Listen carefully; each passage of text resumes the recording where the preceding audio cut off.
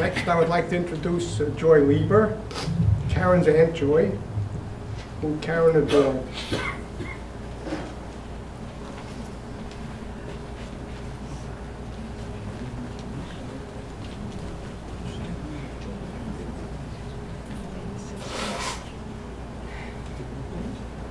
Good evening, and on behalf of the entire family, thank you so much for coming. 1 year ago, Caryn's Patira took place just as we began the month of Tishrei. The days flew by on the wings of our tefillos. We davened then, as we daven now, for health and for peace, for parnasa and shalom bayis, for children and for success, for all of our dreams to come to fruition, and most fervently, for Mashiach to come already. And for many, many months, we had davened for Caryn. We davened for her body to be free of pain. And it finally was so. And then her neshama returned to its place, to Hamakom. Caryn's legacy will forever be that she was an inspiration to all of us. From the moment she was born, we were transformed. She became our yichus. We were Caryn's aunt, or Caryn's brother, or Caryn's cousin, or Caryn's friend.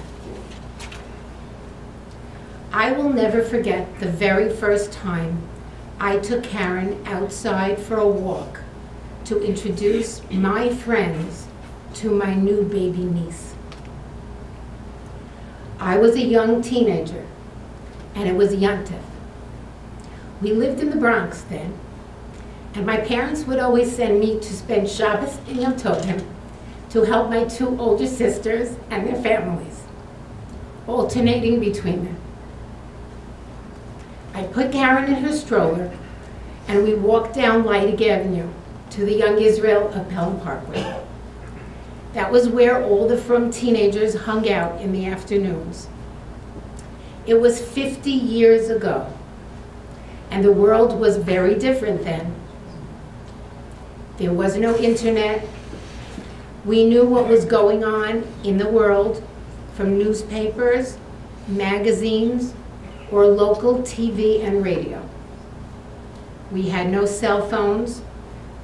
We talked to people from black or white telephones with long wires on our kitchen walls or our bedroom night tables. When we met people in the street, we of course looked them right in the eyes and gave them our uninterrupted attention. And so, as I introduced each one of my friends, both girls and boys, to my toddler niece Caryn, most of them saw, for the very first time in their lives, an obviously frum child with Down syndrome, who was living at home with her loving family, and they were not hiding her away. On the contrary, Caryn was saying hi to every single person there, and opening her very little arms to give each one of them a tight squeeze. They had no choice but to let her embrace them, whether they were afraid or not. And indeed, some of them were afraid. You see, that was Caryn's special need. She needed to give you a hug because she knew you needed one. And so it continued for 52 years. Everyone knows how Caryn grew and flourished to become an inspiration to thousands of people all over the world. Her photograph appeared in newspapers, magazines, and brochures. She became an eloquent speaker and was honored at national dinners. The world is not the same place it was before Hashem sent her to us. She became our role model, because if Caryn could do it, so could we. And if Caryn could do it, so could hundreds of thousands of Yachad kids and their leaders. And if Yachad could do it, so could Hask, and Kids of Courage, and Kulanu, and Petach, and Camp Simcha, and Shalva, and Sulam, and Alin, and Darkenu, and Camp Kaylee, and many, many others. Who can ever forget Caryn giving Divrei Torah from her favorite sefer, the Little Medrash Says? Thank you, Caryn dear, for inspiring us to learn each parsha from the Medrash Says this entire year. We thought of you every single Shabbos and heard your voice as we read those inspiring words.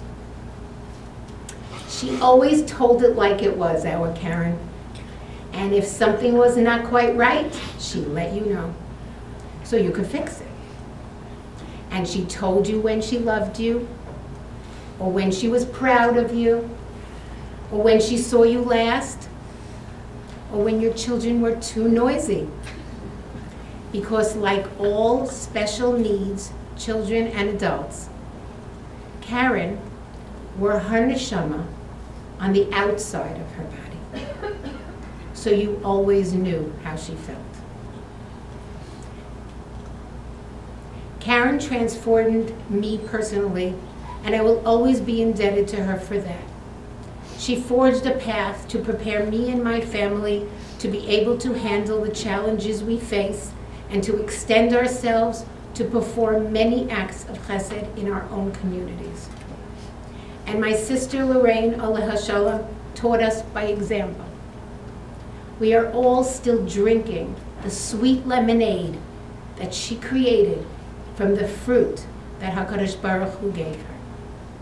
Fortunately, she left me her recipe. What is the meaning of perfect anyway? How do you define normal? And what exactly is a disability? HaKadosh Baruch Hu made each one of us perfect, just for us to be able to accomplish what we need to in our own very short stay in this world, because He is perfect in every single way. Hatzur Tamim Pa'alo. I will always remember Caryn Esther as she would want us all to, with a smile on our faces and genuine happiness in our hearts, because Caryn was the real thing, perfectly beautiful, inside and outside. And the next time you see someone who needs a hug, give them one for Caryn. She would want you to. Thank you.